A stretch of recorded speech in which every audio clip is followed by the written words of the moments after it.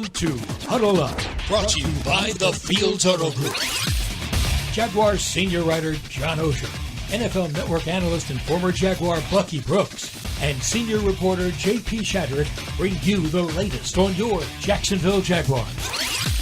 Huddle Up starts right now. It is Wednesday. It is week 2, and it's Huddle Up with Bucky Brooks, J.P. Shadrick, John Oehser. Busy show ahead. The Chiefs and the Jaguars, the rematch coming up this Sunday at the Bank. The teams battled twice last year at Arrowhead. The Chiefs come down to Jacksonville this time around. Andy Reid versus Doug Pederson again. Andy Reid a win away from tying Tom Landry for 4th in all-time victories in the NFL. Let's hope that happens in a couple weeks' time. Doug Pederson trying to get his first win against his former boss, and there are plenty of Chiefs questions after a loss to the Lions. There are still some Jaguars questions after a 10-point road divisional win against the Colts. And Huddle Up with Bucky Brooks is brought to you by Fields Auto Group Jacksonville. Step up to luxury. FieldsAuto.com. Bucky, here we are in week 2, and it's the game we've been waiting for, the Chiefs and the Jags. What's up? Yeah, what's up, man? It's a great opportunity for the Jaguars to kind of face their nemesis, kind of put this to bed. It's a measuring stick game to see how far they've come over the course of an all season. Even though it's week 2, it has significant implications just from a confidence standpoint. You not only want to play well, but you want to get this win, because if you get this win, if and when you have to see the Kansas City Chiefs again, you feel very, very confident that you can knock them off, whether it's at your place or on the road, because you've done it before. So you want to kind of make sure that you get this one so you feel great about how you will feel in the postseason. I agree with Bucky, which you have to do on his show. But I will say with a caveat, and I'm not making fun of Bucky because I'm scared to, but I've heard that same thing, nemesis, from some fans this week. The Jaguars have been good for about a minute and a half.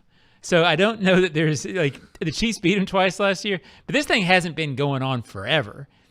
I don't really see the Chiefs as sort of having the Jags' number. The Chiefs were better than the Jaguars last year. The Jaguars didn't blow either of those games. Yeah. So, I mean, I don't think there's my point, not to make fun of Bucky, I don't think there's any sort of a mental block with this team. I don't think they were ready yet to beat them. It's absolutely a measuring stick in the sense that at some point when you're trying to climb that mountain against these great teams, you've got to get to the point where you have a chance late, which they did. Think about last year's. Didn't really have a chance, a little maybe in November. Had a real chance in December except for a couple of plays. Now you've got to get to even footing and figure out a way to win that late when you've got the chance. I think they'll have a chance to win it late. That number 14 on the other side is good late. Yeah, and that scares you. No doubt. Let's hear from Doug Pederson today on what could be an epic fourth quarter. That's the idea, at least, but you got to finish against the Chiefs. As the game progresses, they get better, right? And so that's something that is a challenge for us, you know. And one of the things that we've been able to do most recently is the same thing, you know, get better kind of as the game progresses and get into the fourth quarter. And evident of that last week, you know, and how we, were able to score, defense gets the stops, things like that. And you know, it could come down to that, right? It could come down to a kick. It could come down to whoever has the ball last, which, you know, you do look at the playoff game, right? And if we don't fumble, hopefully you score. You're down 3 with, 5 minutes to go. You get so it's going to come down to those types of moments. Bucky, they know how to win in those big types of moments. That's why they've hosted 5 consecutive AFC championship games. I love everything about the statement that Doug Pederson made. I love the fact that he talks about, one, acknowledging that the Kansas City Chiefs are a team that gets better as the game goes on. That speaks to their competitiveness, but it also speaks to their competitive stamina. Great teams have the ability to endure and overcome a bunch of different obstacles and stuff that happens throughout the game. And they're able to put that behind them and focus on winning the final quarter. For the Jacksonville Jaguars, we're beginning to see some of that show out. Last week was not a great game by many accounts for the offense. The offense struggled, they sputtered or whatever, but you look up at the end of the day, they had 31 points. And so how quickly our standards have changed when it comes to this team. But Doug Pederson has it right. No matter what it looks like in the beginning, the goal is to continue to keep stacking up positive play after positive play after positive play. And then in the fourth quarter, let's see where it's at. I like the mindset. I like the mindset that he's impressed upon the team, because the hardest thing to do in this league is to go from good to great. And if you're going to make that leap from a good team to a great team, you have to be able to win these games in the fourth quarter. And so you have to start working on that mindset, but better yet, you got to work on the execution when it matters in the fourth quarter. Yeah, I think we've found the most interesting part of the week right here, to be honest with you. Bucky said so much of what I was thinking when I listened to that Doug soundbite. The one thing maybe he didn't say was, boy, couldn't you hear the level of respect that Doug has for Andy Reid and these teams in that statement. And knowing that that's where you need to get to where they want to go. And he clearly saw Andy do it when he was a coach under him. He got that sort of team with Philly when he won the Super Bowl. You know, can you go and outdo the Chiefs on that element head-to-head in the fourth quarter? If you can, then all of a sudden you're one of those teams. You're one of the alpha teams. So we could just play that soundbite over and over again. I think it's the storyline of the game to me. Because there's been other great AFC teams that have tried to do it, and they haven't been able to do it the either. Bengals have done. Only a couple. The Bengals not many. Have done it against them, and that's what makes you consider the Bengals sort of one of those teams, is because they could go toe-to-toe. The Patriots, the Chiefs got there against the Patriots, being able to do that against them. That's where you test yourself. That's, the Jaguars for a long time in that game in the playoffs last year felt like the same kind of team. But when you watched that game, you also had this little feeling of, yeah, but there's something coming. There's a next level coming. Can they do it then? I'm doing a story this week on how important it is to finish and the whole thing, but take advantage of those key moment opportunities, which the Jaguars couldn't do against the Chiefs last year. Christian, Trevor both talked about it. You're going to have moments. You can't let that moments pass against this kind of team. Bucky, that team will take advantage of those and run with them, and you'll be done. They will run with them, and part of that is because of the experience. I love that John pointed to the reverence with which that Doug Pederson talks about the Kansas City Chiefs and Andy Reid. Having worked for Andy Reid, he knows what has allowed Andy Reid to have the long, sustained success that he's had, first in Philly, now in Kansas City. Doug Pederson, I am sure, has used a lot of those principles to build a program down in Jacksonville to try and erect a winner that is not only a fly-by-night winner that can win one year, but then they fall out of the postseason the next year. He wants to build a team that is always in the conversation for the title. And the only way to do that is you have to be able to match the Kansas City Chiefs toe-to-toe, like John said. You have to be able to go in there and deal with them, whether it's in Arrowhead or at home. You have to be able to take it to them, and you have to be able to stand up in a four-quarter affair and knock them off in the fourth quarter. And it comes back to, and I'll say this all week, competitive stamina. How long can you stand in there with the top teams? Do you have the guts and the grit to be able to go 60 minutes with maybe the best team in football? We'll have an opportunity to see that again on Sunday. It's football season, JP. Yes. When Bucky in the same sentence uses competitive stamina and grit. Yeah, you got it. Yeah. It is. It's no longer the preseason. Last week still felt like preseason. Yeah. Now I'm ready to go. No, now you can't. Now, just to pay off the Andy Reid, Doug Pederson track record, it goes back to the days of the Green Bay Packers, of course, when Doug Pederson was the quarterback there, and then the Eagles quarterback, and then quality control coach moving his way up, and we know the story from there. Head-to-head, now 0-3. Doug Pederson trying to get his first win against Andy Reid this week. Plenty ahead. We'll hear from Trevor Lawrence and dig into the Jaguars' offense against this Chiefs defense. And, yes, Chris Jones available for the Chiefs, but for how much of the game, we'll find out. If you're a Jags fan, always on the move, we've got the perfect plan for you. With our bundle at the bank, you can purchase tickets to 3 or more games starting at just $58 per game. Get the flexibility you want for your time this fall. Visit jaguars.com/tickets or call 904-633-2000. We're off and running. It's Huddle Up with Bucky Brooks on the Jaguars Digital Network.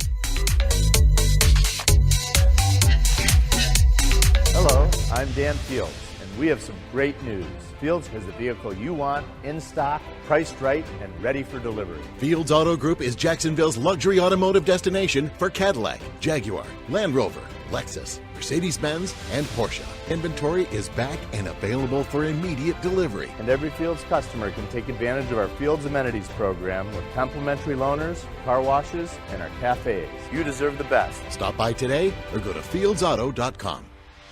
Are you ready to elevate your tailgate experience, Jaguars fans? Citrus Distillers, a proud partner of the Jacksonville Jaguars, is excited to announce the 2023 Jaguars Limited Edition Whiskey Bottle. Now available at Total Wine and other participating retailers. Elevate your tailgate experience, Jaguars fans. The 2023 Jaguars Limited Edition Whiskey Bottle. Duval! Frank Frangie here. When you want barbecue in Jacksonville, you want Bono's Pit Barbecue. You can find Bono's locations all around town and on game day at Everbank Stadium because Bono's is the official barbecue of the Jacksonville Jaguars. Over 70 years of authentic Southern Pit Barbecue. We are the local barbecue joint in BBQval for generations of people in Jacksonville. Go to bonosbarbecue.com to learn more or call 904-880-8310 today. And remember, if you don't see a pit, it ain't legit. I wouldn't say easy. I think it's simple to make the adjustments. It's sometimes harder to execute, but I do think that pretty much all the things are self-inflicted that we did on Sunday to put us in these bad situations. So should be able to clean those up, and we have to. You got to play cleaner than that if you expect to win. Obviously, our defense had some huge stops, but that's putting a lot of pressure on them time after time to do that and kind of bring us out of that hole, and we don't want to do that. So, you got to play cleaner, especially like we talked about playing against a team like the Chiefs this Sunday. You got to execute better than that. That's quarterback Trevor Lawrence speaking today, and an efficient day in Indianapolis, 24 of 32, couple touchdown passes, one interception, over 103 rating, nearly 104. But, hey, there's some things they can clean up. Welcome back. It's Huddle Up with Bucky Brooks, JP Shadrick, John Oehser in Jacksonville at the Hyundai Studios, the Miller Electric Center. Bucky Brooks out in L.A. And, this is the best kind of tape that Doug Pederson would really want. They got a 10-point win on the road against a division rival, and there's plenty to work on, John. Yeah, I have a question for the L.A. Scout. And I've gotten more questions than I thought I would get. What was wrong with Trevor on Sunday? And to me, Bucky, this was an experienced NFL quarterback playing against what you said all last week he was going to face. So sort of a defense that wasn't going to give him anything easy. I thought it was a pretty mature, efficient effort on a day where not everything went right. And I was sort of encouraged to see it, that he didn't force a lot. He didn't make like silly mistakes. It looked like a veteran game to me. Yeah, very much a veteran game. As we've tracked Trevor over the last 3 years, we've seen him continue to grow and progress as a franchise quarterback. To me, what he did against the Indianapolis Colts shows the growth that he's made as a playmaker, as a field general. For the first 2 years, even last year, Trevor would have tried to fit the ball in to a tight window. He would have tried to come away with a big play. He would have tried to force a big play, because all we've heard about all offseason is how explosive this offense could be, will be, should be. Gus Bradley was not giving up the big play. He was committed to playing an umbrella coverage to make sure that the ball stayed in front of his defenders, and he wanted to test the patience and the discipline of Trevor Lawrence. He passed the test with flying colors. The way that he worked the ball to Calvin Ridley, the way he got the ball to Travis Etienne and Zay Jones and Evan Ingram, 4 guys with at least 5 catches. Christian Kirk was on the outside looking in, but it was a very efficient performance from Trevor Lawrence, and it's one that he can build upon, because there's a trend in the National Football League where teams are playing more of this bend but don't break style of defense. And so the more comfortable Trevor gets in facing these kinds of tactics, the better the Jaguars will be, because he'll eventually learn how to crack the code as a dink and dunk thrower who takes advantage of the selective opportunities that he has to push the ball down the field. We'll see if they make that adjustment moving ahead and finish some of those plays. 3rd and 4th downs, not ideal, but both sides. And the Jaguars got the win last week. This week, Kansas City and Chris Jones in the news, but he got that deal worked out, I guess, with Kansas City. What can you really expect from him coming into this week, Bucky? And there's a couple of guys banged up on the interior for the Jaguars as well. Chris Jones is going to play. Now, I don't know how long he will play. A lot of that will be determined when they assess his fitness level. Regardless, he's not going to be in the kind of shape that you would expect him to be in week 2. So if you're the Jacksonville Jaguars, you have to know that he's going to be the same dominant force that he's been, but he may not be able to sustain that for long stretches in the game. It might be an opportunity for Doug Pederson to see that he's on the field and, hey, maybe we quicken the tempo, press. Hey, maybe we up the ante and see if we can wear him out and send him to the sideline for a little bit, so now we can work on the backups. He's going to be a factor, though. He's one of the best players in football. He might be the best defensive tackle in football, and he changes their defense. And the defense that we saw from the Kansas City Chiefs in week 1 against the Detroit Lions, yeah, we won't benefit and get that one. We'll see an improved defense that will play better, but it still doesn't mean that Chris Jones can protect some of the vulnerabilities that this team may have in the secondary. JP, it sounds like his competitive stamina could be affected this week. He may not have real stamina, not to mention the competitive part. He may just be out there surviving, not thriving because he's not in shape. And I know we're on Chiefs, JP, but I got to ask Bucky. You mentioned press. I've got to ask the scout coach. Tell me about what the coordinator means, Bucky. Is this a big – fans are going crazy over it. They want to fire press already. I mean, it's a little aggressive. As with anything, and I'm exaggerating that obviously, but first play that doesn't go right the other day, I'm getting emails saying, "What is this guy?" And it's ridiculous. But tell me how that's going to work. What's your thought on that? It's interesting that it played out like that, but in digging deeper behind Doug Peterson's rationale, he talked about how this is something that Andy Reid did for him. Andy Reid sometimes would call the first half and tell Doug in the second half, "Hey man, call it," and he would do it with heavy supervision, because eventually what you would like to do as a head coach, you want to lighten the load on your plate. There are some games where, hey man, I need to pay attention to the defense and the special teams, so you need to handle the offense while I get these guys right. The number one job of the head coach is to be the problem solver. He has to solve it for 3 phases: offense, defense, special teams. So the more that Press Taylor can handle as a play caller, the better it is for Doug. But everyone needs to understand this. When you're an offensive-minded head coach who's been the play caller, there are times when you get in the headset and you tell Press Taylor exactly what you want called. And in game, you may see Doug have the play sheet and he's communicating more because he's taking over play calling duties to get the team maybe through a rough patch, or there's certain things that he wants to do. It's always been a collaborative effort. He's just allowing Press Taylor to have more of a lead role in calling the plays. But if he has to jump in, he'll jump in, and that's what good head coaches do. Yeah, I think JP, this is veto one, power. You're darn right. He's the head coach. He has that. I think this is one, and I'm sure Bucky agrees with this, where when we heard it, I don't think it surprised many people close to the team because of the vibe that you get of how much Doug respects Press. When you talk to Press, how impressive he is.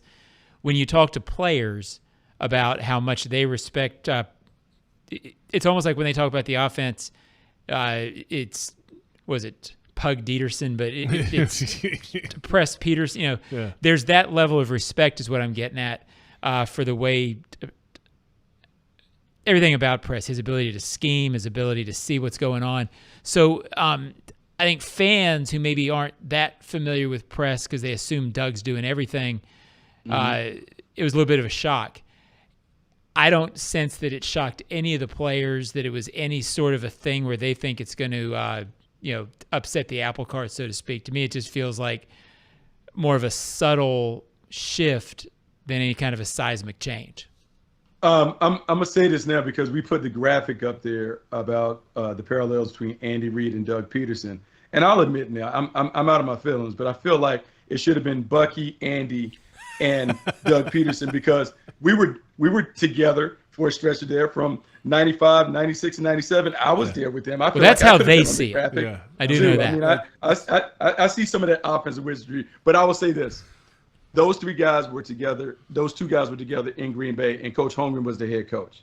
And Coach Holmgren sometimes would lean on Gil Haskell. He would lean on Sherm Lewis as offensive coordinators to help him when it comes to organizing the offense. They would install. And so this is kind of like the way that it goes in that West Coast system. When you have someone who's comfortable, you give them more responsibilities. And sometimes it's like playing video games. You and I can play with the same team, but we play it a little differently. And maybe you learn from how someone else has to control it and is playing the game. And so maybe Doug Pederson sees that, Press puts a different spin on the offense than maybe I have. And I kind of like what he does at times. So why not allow him to do some of that stuff? Because I always can jump in and run it the way that I want to run it. But maybe he adds a dimension that will help us become a better team down the line. And so if he's earned it, give him an opportunity to do that, because it's only going to benefit the team if you have more, I would say, more guys that kind of understand how this thing should flow and operate. Final thought about the Chiefs' defense here. Besides Chris Jones, what stands out? What scares you about the Chiefs' defense, Bucky?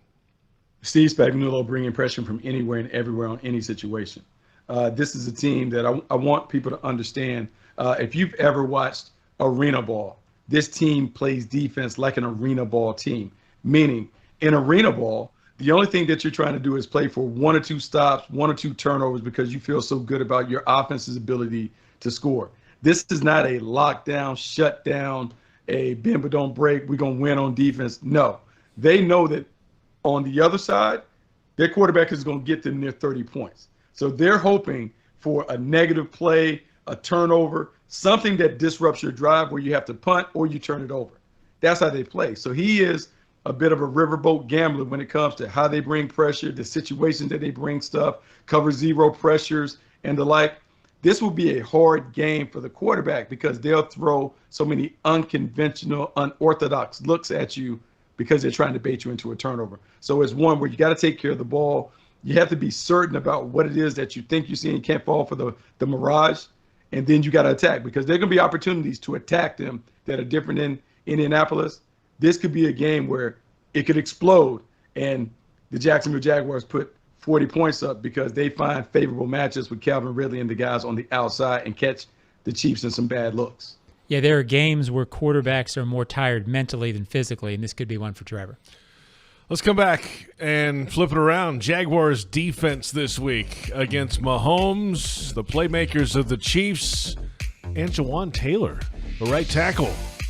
That's been in the news this week. As Jags fans want customized Jaguars furniture for your home, check out zipchair.com and browse all customizable options. ZipChair, furniture for fans.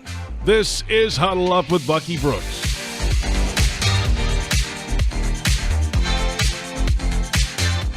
Hello, I'm Dan Fields, and we have some great news. Fields has the vehicle you want, in stock, priced right, and ready for delivery. Fields Auto Group is Jacksonville's luxury automotive destination for Cadillac, Jaguar, Land Rover, Lexus, Mercedes-Benz, and Porsche. Inventory is back and available for immediate delivery. And every Fields customer can take advantage of our Fields Amenities program with complimentary loaners, car washes, and our cafes. You deserve the best. Stop by today or go to fieldsauto.com. Your hometown gate now has more ways to save. Introducing My Gate Rewards, a new loyalty program with member-exclusive savings and fuel discounts. Earn points on in-store purchases, take advantage of special offers, and save on products you love. Score free coffee, fountain drinks, pizza, and soft serve with Gates frequent shopper clubs. Then use your points on savings at the pump. Download the My Gate Rewards app in the App Store today or ask a store associate for more information. Go from good to Gate. Jaguars fans, Everbank is building its future on the partnership and the performance you know and trust. Take advantage of high-yield savings solutions with money market, online savings, CDs, and more. Visit everbank.com/Jaguars today for your financial advantage. Everbank, member FDIC, and the official bank of the Jacksonville Jaguars. I'm sure they've been notified, after that first game on Thursday night. But again, good player. We know who he is. He did the same thing here. He has great anticipation, with the snap count. Optimistic. Our crowd will be loud and if they use the silent count, he does a great job of getting off the ball there too as well. And if they don't call it, they don't call it. There's only so much you can say. It's Doug Pederson on Jawan Taylor, former Jaguar, now with the Chiefs. That was a storyline in last Thursday's game against the Lions for Kansas City. Welcome back. It is Huddle Up with Bucky Brooks, JP Shadrick, John Oehser from the Miller Electric Center. Bucky Brooks in Los Angeles. Was there too much made of that last week, Bucky? And how do you approach that as a Jaguars defense this week with Jawan Taylor? It was a lot, too much made of it. It was overblown. If you really looked at when the ball was snapped and when Jawan moved, it was almost simultaneous movement. So it looked odd because it's one of those things. But really, I'll tell you, JP, on the perimeter, wide receivers are taught to, quote unquote, jump the snap. It's one of the things that great wide receivers do. They don't wait for hut, and wait for it to go. They kind of have a feel for the cadence of the quarterback, and they're gone on the ball. That's how you quickly climb on the toes of defenders and those things. This is commonplace for everybody, offense, defense. You're trying to get off at the echo of the ball. Like as soon as you hear it, you want to go. And it's one of the things that defenders can't pay attention to him. They have to see the ball at their periphery. So Josh Allen, Trayvon Walker, those guys, they have to see the ball and kind of feel when Jawan Taylor goes. But a lot of that for him, Jawan Taylor, is out of the fear of the speed rush. You want to protect yourself against guys that are fleet-footed, that can come off the edge. He was trying to protect himself, and he'll continue to do that because he knows what Josh Allen brings. And so those one-on-one battles from years ago, they're kind of stashed in his memory bank. And so however he anticipates getting off the ball, he's doing it to make sure that he stymies Josh Allen and Trayvon Walker's primary move. I've received a lot of emails this week asking, do you think the Jaguars will write a letter to the league about this? Well, he's been doing this for 4 years. The league knows. And if they haven't called it before, I don't know that they're going to dramatically change how they call it, because it's not like this hasn't been a topic among officials when they officiate Jags games. So it is striking, JP, how angry the Jaguars fans are about it now compared to how angry they were last. They much to say the last 4 years, should they? They seem for some reason to be okay with it before. Yeah. So I don't anticipate it being a topic because the Chiefs are on national TV more than the Jags. I don't know that we're going to see officials call it that much different because they've been not calling it before. So I don't know that he's going to change. So anyway, that's just a thought. Understand this too. Number 15 for the Kansas City Chiefs, he might be the face of the league. And so if number 15 is upright and protected and he's able to do his thing in terms of the wizardry from the pocket, it's not a bad thing maybe in the eyes of the National Football League. So I wouldn't anticipate the Jaguars getting bailed out by a handful of false start penalties on Jawan Taylor because maybe he leaves a half a step or a little early. Number 15 is the driving force, and so they want to make sure that he continues to hold on to his crown. Now, they might have him move up a little bit. He seemed to be lined up way back. But again, that's one of those. Do you think? I get the question. Do you think the Jaguars will alert officials about that? Well, they can, but the officials. He's on the line. He can see they're aware of the rules. Yeah. That's kind of what they do. So, good job. Yeah. Anyway. Hey, you mentioned number 15, obviously. Patrick Mahomes, 2 Super Bowls already. It may not be in the grand scheme of Chiefs teams over the last 5-6 years in terms of pound-for-pound skill guys around him, stronger than some of the past ones. But they still can get it done when you have this guy able to throw it all over the place. What is the best course of action defending a quarterback like Mahomes who has the mobility, has the arm strength, all the different arm slots, the no-look passes, everything that goes into his game, Bucky, where do you begin to slow him down? Number one thing, take away the deep ball. No deep balls. Don't allow him to get fueled up. He is like Steph Curry shooting three-pointers. If you let him hit a three early, you're in for a long night.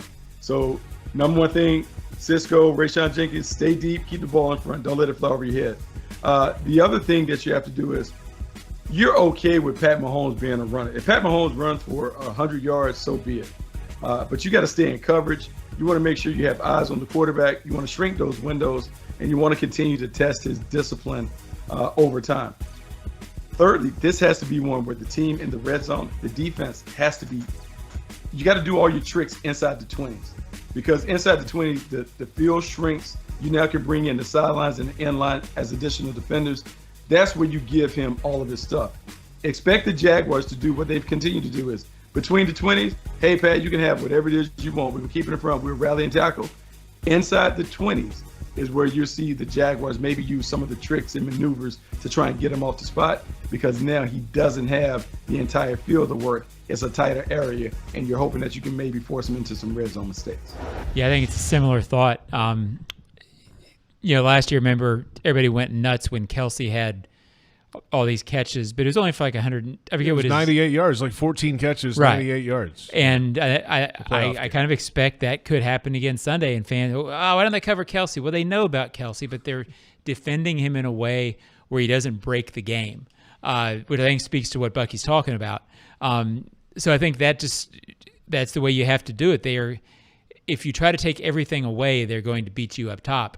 They're going to score some points. It's a little bit of what Trevor and Doug were talking about a little bit today. Situations and opportunities. I don't think you stop Travis Kelce. I don't think you stop Patrick Mahomes. On the occasions where you get them into 3rd and 7 or 3rd and where you can attack, you have to take advantage of those. If you look and they've converted 4 of 5 3rd and longs, you're in a lot of trouble. You're going to get a few of those. You have to get off the field when you have that. You have to turn one of those into an interception on the rare occasions that he doesn't want to throw a pass or makes a mistake. You have to catch it. When you have him, you have to catch him. Sort of the same thing on offense. If you're walking off the field having kicked a field goal on a really impressive drive, you kind of start going, it's better to get 7 than 3. So you have to take advantage of opportunities on both sides of the ball. Yeah, have to take advantage of opportunities. The other thing that we have to look for in this game, in all games, it matters. But when you're a defender, if the ball hits you in the chest, you got to catch it. This week more than any other week, when you have an opportunity to cash in a turnover, man, the oopsies, man, they really can come back to bite you if you're unable to cash in on those chances. Pat Mahomes would throw a loose ball or two that is going to be a 50-50 interception ball. The Jaguars have to pick those off because those 2 turnovers could be the deciding factor in the game. As simple as that sounds, JP, when he hits you in the chest, you have to catch it. I agree that it's everything. What you don't want to see Sunday are Jaguars defenders coming off the field going, I should have had that one. Yep. Like, if you see too many of those, they're going to score touchdowns on them. There's 9 or 10 possessions. If you miss opportunities for turnovers on 2 of them, you're in trouble. You got to take advantage of the opportunity when it's there against a team this good. And then you talked about the red zone, but if they get around the goal line, then the play calling can get kind of interesting, let's say, with Andy Reid and the coaching staff there. They like to dial up some odd formations and handoffs and ring around the huddle and all that comes into play when you get around the goal line. Hey, let's come back in a moment. The Chiefs-Jaguars game is presented by Everbank. Advantage you. Make the most of your money at everbank.com/Jaguars. Our final thoughts when we come back. It's Huddle Up with Bucky Brooks. Hello, I'm Dan Fields, and we have some great news. Fields has the vehicle you want, in stock, priced right, and ready for delivery. Fields Auto Group is Jacksonville's luxury automotive destination for Cadillac, Jaguar, Land Rover, Lexus, Mercedes-Benz, and Porsche. Inventory is back and available for immediate delivery. And every Fields customer can take advantage of our Fields Amenities program with complimentary loaners, car washes, and our cafes. You deserve the best. Stop by today or go to fieldsauto.com. The 2023 season is awesome. Introducing the Four-Legged Fan Club, the Jaguars' official fan club for pets. Presented by Forever Vets Animal Hospital, your furry friend can access exclusive merchandise, events, and sweepstakes throughout the season. Fan club members will be automatically entered to win the Pet of the Game sweepstakes with 2 Jags tickets and sideline passes for pet owners and a chance for your pet to be featured on the video boards as Pet of the Game. Visit jaguars.com/promotions/Four-Legged Fan Club to sign up. Jaguars fans, Everbank is building its future on the partnership and the performance you know and trust. Take advantage of high-yield savings solutions with money market, online savings, CDs, and more. Visit everbank.com/Jaguars today for your financial advantage. Everbank, member FDIC, and the official bank of the Jacksonville Jaguars.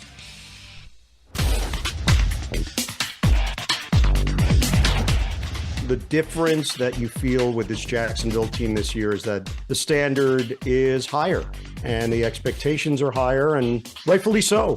They've proven to be a team that are going to turn some heads over the course of the season, and now it's certain games along the way where people will make judgments and form opinions on you, and this is one of those games. There's no getting around it. The great Ian Eagle, the reigning national sportscaster of the year. He has the call of the game on CBS Sports this Sunday. The full conversation coming soon to the official Jaguars podcast network. Caught up with him today. Charles Davis on the call as well. Evan Washburn on the sideline. And big crew for a big football game. The Chiefs and the Jaguars. Huddle Up with Bucky Brooks is brought to you by Fields Auto Group Jacksonville. Step up to luxury, fieldsauto.com. Big game at the bank, Bucky. Big crowd expected, standing room only, and just talking to some guys in the locker room, John, you know, they're expecting a similar energy to the end of last regular season and the playoff game, and they want that kind of energy at least. That's the home field advantage, Bucky, for this team, is if this place is packed on Sunday. Yeah, you want a place to be packed and to be rocking. There'll be a lot of energy buzzing around the stadium. You have the Kansas City Chiefs coming, defending Super Bowl champions. When you're defending Super Bowl champs, everybody uses this as a measuring stick game. So the fans, just like the players, are curious to see, well, how good are the Jaguars? There's been that conversation about the Jaguars being dark horse contenders, and that intrigue is, well, if we play them close, if we beat them, maybe we are what a lot of people are saying that we could be down the line. So that energy's there. For the Jags, though, it's really important that they don't kind of burn up all their gas in the first quarter. It's going to be a very emotional game. It's the home opener. It's a chance to see the team that put you away in the postseason.